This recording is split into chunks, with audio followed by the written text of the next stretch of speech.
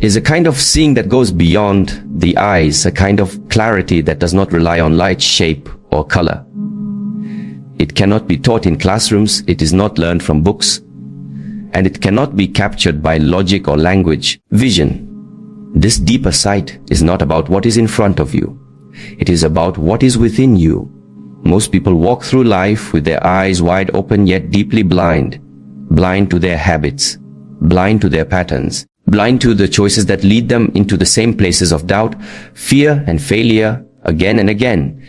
They see objects. They see distractions, but they do not see themselves. This is not their fault. It is how the world trains us to chase what is outside, to respond to appearances, to live as if everything real exists only in what can be touched or measured. But the real transformation in life does not happen out there. It happens when you see clearly within, when your inner sight is awakened. There is a technique for this. It has been hidden, not because it is secret, but because it is difficult. Not because it is forbidden by others, but because most forbid themselves from going deep enough to access it. To use this technique, you do not need talent. You do not need status. You only need the willingness to confront what is real and the courage to see what you would rather avoid. And that is why so few ever unlock it. This technique begins where comfort ends. It begins when you stop using your eyes to look outward and start using your mind to look inward. It is not mystical. It is not magical. It is simple but not easy. It is stillness, not the absence of movement. The presence of attention. You sit. You breathe, you let the world fall away, and as the external noise softens, a different noise grows louder. The inner dialogue, the voice that speaks when the lights are off and no one is watching. That voice is your entry point. It is the doorway to the technique, and what you do next determines whether you pass through it or turn away again. You observe without judgment, without flinching. Every impulse, every fear, every old emotion that you've buried with distractions and busyness, it all comes up. The mind tries to fight it. It brings thoughts. It brings memories. It tries to lead you back into distraction. But you do not move. You stay. In that staying, something begins to change. You begin to see how your reactions have shaped your life, how your fears have limited your path. You begin to see your patterns, the cycles you repeat, the habits that betray your highest self. You see them not as abstract ideas, but as living energies inside your body. Tension in your chest, tightness in your stomach, heat behind your eyes. They speak if you learn how to listen. Is not the kind of vision others will notice. It will not glow. It will not shine. But you will know. Because with this vision, you will no longer walk into situations blindly. You will no longer act out of reaction. You will no longer mistake emotion for truth. You begin to sense intention, energy, direction. You begin to feel when something is off before it happens. You begin to choose differently, not out of fear, but from alignment. Is vision beyond the physical, and it begins by seeing yourself with honesty.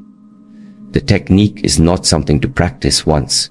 It is a discipline, a daily returning to presence, a stripping away of illusion, a sharpening of the mind until it no longer wavers, no longer flees, no longer hides. It is forbidden not because it is dangerous, but because it is powerful.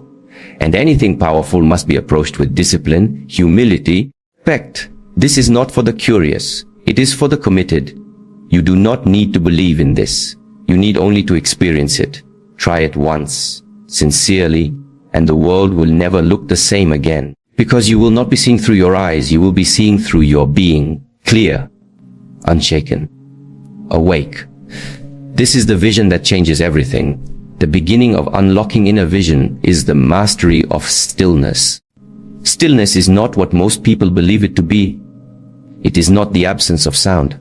It is not simply sitting without motion. Real stillness is the sharpening of attention. It is choosing to place your awareness fully in the now, undivided, undistracted. That is the first step toward vision beyond the physical. Most people cannot sit for even a few minutes without distraction. The body shifts, the thoughts wander, the emotions rise. The moment silence arrives, the mind runs, This is not a sign of failure. It is a sign of conditioning. You have been trained your entire life to escape stillness, and yet the very technique that leads to deeper clarity requires you to stay within it. To begin, you must sit, not as a formality, but as a ritual. Sit with the spine upright, the body relaxed but alert. Close the eyes, not to shut out the world, but to turn inward. Bring your attention to the breath, not to control it, to observe it. Let it flow as it wants, and let your awareness rest on its rhythm. This is the first challenge the mind will fight. It will bring you images, memories, ideas, plans. It will search for something to grab. You will feel the need to react, but you must not. You remain, like a mountain unmoved by the wind. The stillness is not weakness, it is training. It is the foundation of everything that comes after.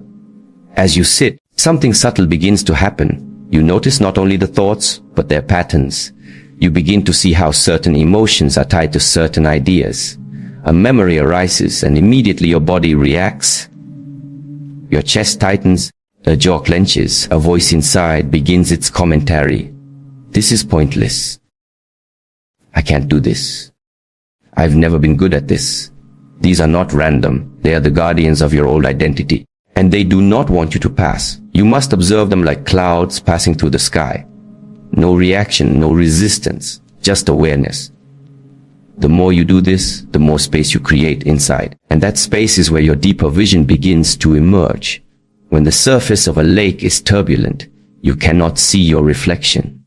But when it becomes still, the reflection appears naturally. The same is true for your mind. As the noise begins to settle, you start to perceive things that were always there but hidden. Tensions in the body, suppressed emotions, unresolved thoughts. You see them not with your eyes, but with your awareness. This is inner sight, kind of seeing that requires no light, only attention. With this sight, you start to understand things not as isolated events, but as interconnected patterns. You see how your current emotions are rooted in past experiences, how your reactions are not responses to the present, but echoes of the past. You begin to witness yourself, not as a victim of thought, but as the observer behind it. This is not imagination.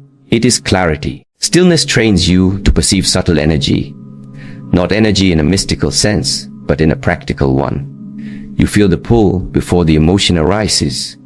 You sense the shift in your mood before it becomes behavior. You catch the thought before it becomes speech. This is vision, and it allows you to walk through life not blind, not reactive, but precise and aware. Stillness also teaches you presence, true presence. Not simply being physically somewhere, but being fully there. When you are present, you see more. You hear beyond words. You feel beyond surfaces. You detect what others miss. And in a world full of people who are distracted, that presence becomes power. But stillness is not a one-time event. It is a practice, a discipline. Each time you return to it, you go deeper. You peel away another layer. You uncover another truth. And the deeper you go, the more clearly you see, not just the world around you, but the world within. Eventually, you will no longer sit for peace. You will sit for clarity.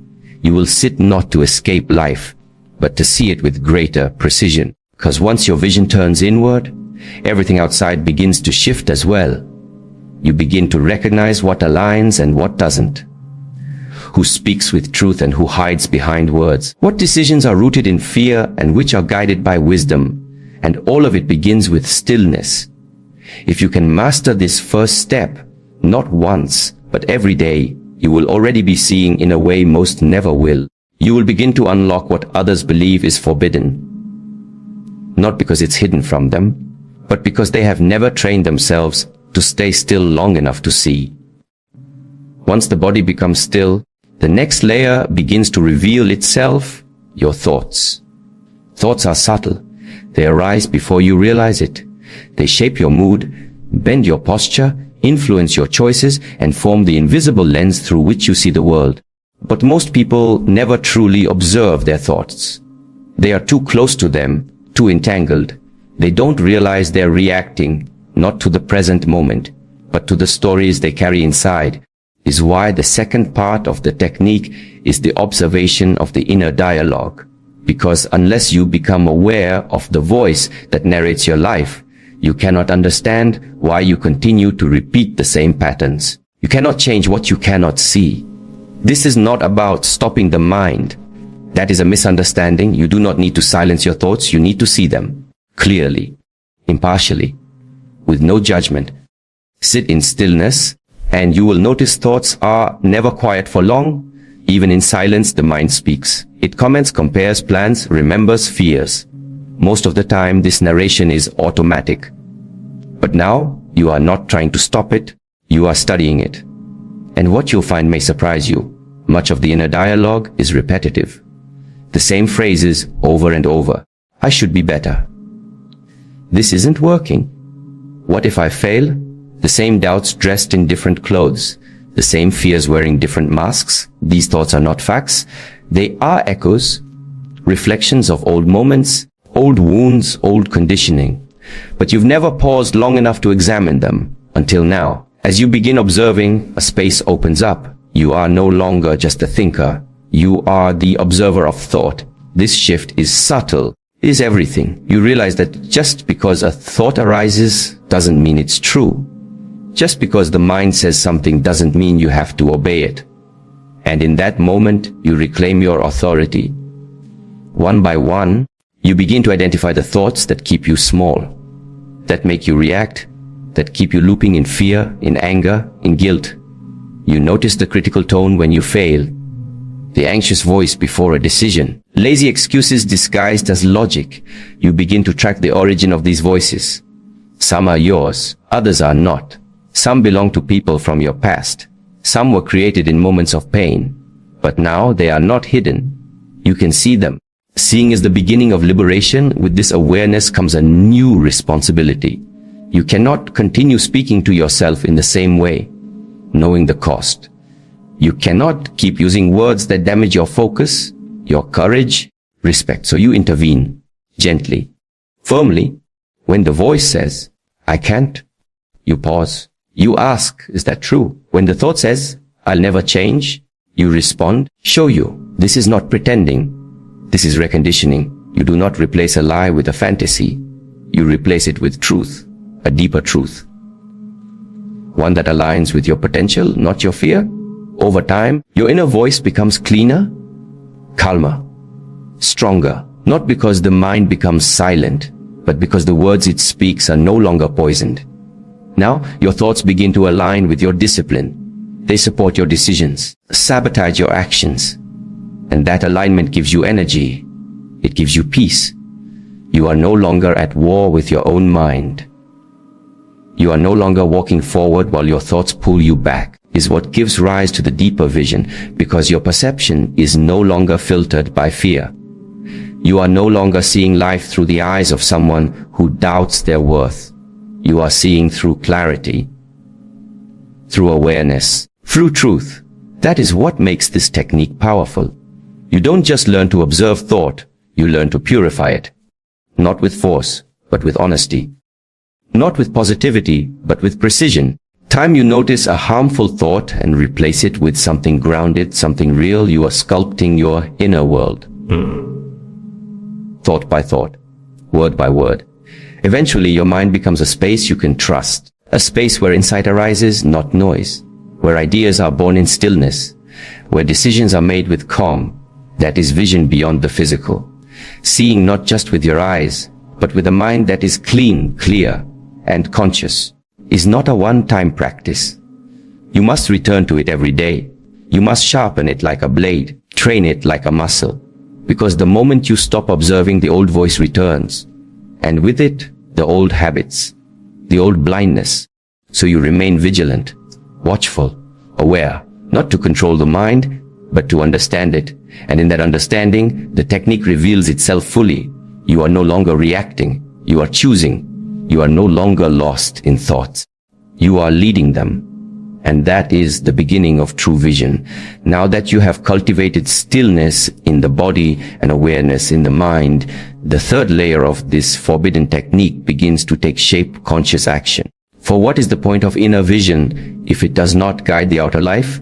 If clarity remains only in thought, it dissolves. If insight does not move through the body, it fades. To truly unlock the power of this practice, you must act. Not just any action, right action. Action that emerges from awareness, not emotion. From alignment, not reaction. This is where most people falter. They sit in silence, they observe their thoughts, and for a moment they feel calm, even wise. But then life presents a challenge, an uncomfortable conversation, a difficult task, a moment of pressure, and they revert. The fear returns, the old habits take over, and they ask themselves, why didn't my practice work? The answer is simple. Stillness gives you vision. Observation gives you clarity. But only action proves that the vision is real. You must learn to act from this deeper place. Not from urgency, not from the need to impress, but from calm and clean intention. This means doing what you know is right, even when it's hard, especially when it's hard. It means keeping your word to yourself, even when no one else knows. It means honoring the insight you received in stillness by expressing it in movement. There is a quiet dignity in this kind of action. It is not loud. It is not glamorous. It does not seek reward. The kind of action that comes from someone who has seen clearly, who has felt deeply, and who now moves from inner alignment, not external pressure. But how do you train this? Begin small. When you feel a wave of hesitation, stop. Return to the breath. Ask yourself, what would I do right now if I were not afraid? And then you move, you make the call, you speak the truth, you stand up, you sit down, you do the thing your fear told you to avoid. That movement, even if it is small, becomes your proof. It tells your system, I am no longer ruled by old patterns. And the more you do this, the more those old patterns lose their power. You build self-trust through repetition, through courage in motion, through doing what needs to be done without waiting to feel perfect. You see, the reason this technique is powerful is because it asks something most people avoid. It asks you to embody your clarity, not to keep it safe inside, but to risk bringing it into the world. And when you do, you will be tested. Some people will not understand. Some situations will resist your growth. Environment around you may not support the person you are becoming, but that is the point. Clarity must be tested. Insight must be challenged. Not because life is cruel, but because mastery demands it. You will only know your vision is real when you act from it, again and again under pressure. So when the mind tries to delay, you move anyway. When the emotions try to overwhelm, you return to the breath and step forward. When doubt returns, you greet it with calm and continue. This is not recklessness. This is discipline. This is living from presence. Soon, your actions begin to carry a different energy. They are no longer reactions. They are no longer desperate attempts to control or fix or please. They are precise, grounded, clean. People will feel it. They will sense the stability in your tone, the firmness in your decisions, the patience in your presence. Not because you say more, but because you speak from a deeper place. That is the mark of someone who sees beyond the surface, who moves from vision, not from noise. Level of conscious action is what makes the inner technique complete. Without it, the practice remains internal, private, theoretical. But when you begin acting in alignment with your insights, everything changes. The practice becomes real, the clarity becomes power, the vision becomes life. And that is how you begin to walk through the world differently. You don't speak of the technique. You live it, quietly, relentlessly, honestly. So do not wait. Do not let clarity stay in your mind. Move with it. Make it real. Every action taken from presence is a sharpening of your inner vision. Every step aligned with truth is a rejection of the old self. And in time, you become someone who does not just see, but who lives from what they see. That is the discipline. That is the difference. Once you have tasted stillness, observed the mind, and moved with clarity, there is one final layer that must be understood: return. The fourth and most sacred part of the technique is not something you do once, not something you finish, not something you complete and walk away from. The practice of returning. Because the mind will wander again. Distractions will come. Doubts will rise. The world will continue to test your clarity. And unless you return again and again, you will forget what you've seen. is the most difficult lesson for the modern mind. It wants newness. It wants constant novelty. It wants the next method, the next breakthrough, the next high. But real power is not in novelty. It is in repetition, staying with what works, in practicing what is simple until it becomes unshakable. Stillness is easy for one day. Awareness can come in moments. Right action can be taken once, but the one who returns daily, even when it's not exciting, even when it's uncomfortable, that is the one who unlocks vision beyond the physical. You return to the breath. Not because you forgot how to breathe, but because the breath never lies, brings you back to the body. It brings you back to now. And in the breath, you find the mirror, showing you where you are distracted, where you are tense, where you are disconnected. It shows you not through words, but through sensation. This is not about control. It is about reconnection. You return to the thoughts, not to analyze them endlessly, but to observe them again, to check your inner environment. As you would not drink from a dirty glass, you learn not to drink from a poisoned mind. So you observe, you notice, you replace, and you repeat. Because the mind, like the body, collects residue. And just as you cleanse the body, you must learn to cleanse the thoughts. You return to action. Especially when you don't feel like it. Especially when it feels pointless. That's when the return matters most. Action done only when you're inspired is not discipline, it's convenience. And convenience does not build power. What builds power is acting from clarity, regardless of feeling. Showing up even when you are tired. Doing the work even when no one is watching. Honoring your inner insight even when the world around you is loud. This is where the real transformation happens, not in what you do once, but in what you repeat. Repetition is what carves the new path. Repetition is what changes the nervous system, strengthens the mind, and deepens your vision. You stop seeing only with your eyes. You begin to sense energy. You feel what is behind the words. You recognize patterns before they fully unfold. This is not a mystical gift. It is the reward of daily return. And sometimes you will fall. You will forget. You will break the rhythm. You will react when you meant to respond. You will allow the noise to pull you off center. This does not mean you have failed. It only means you must return. The power is not in perfection. It is in your ability to come back. Every time you return, technique becomes more deeply embedded. The pathway becomes easier to follow. Your system begins to recognize the pattern: stillness, awareness, clarity, action, return. Again and again, until it is no longer a practice. It is your way of life. Others may not notice.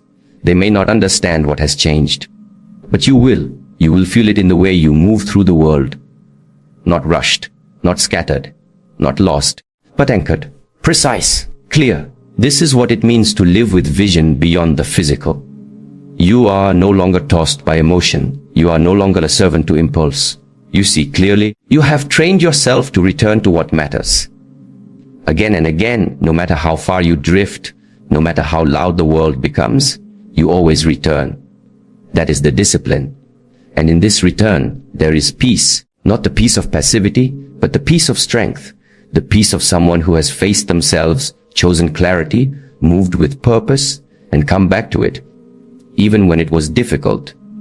So the final layer is not complex, not hidden, but it is rare, because most people seek the new, the extraordinary, but few are willing to return to the simple things with full presence every day. Return, and you will see clearly.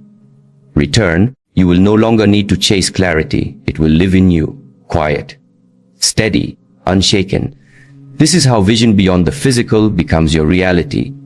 Not by discovering something new, but by returning to what is eternal. You began with a question, not spoken aloud, but felt deep within: is there more than what I see?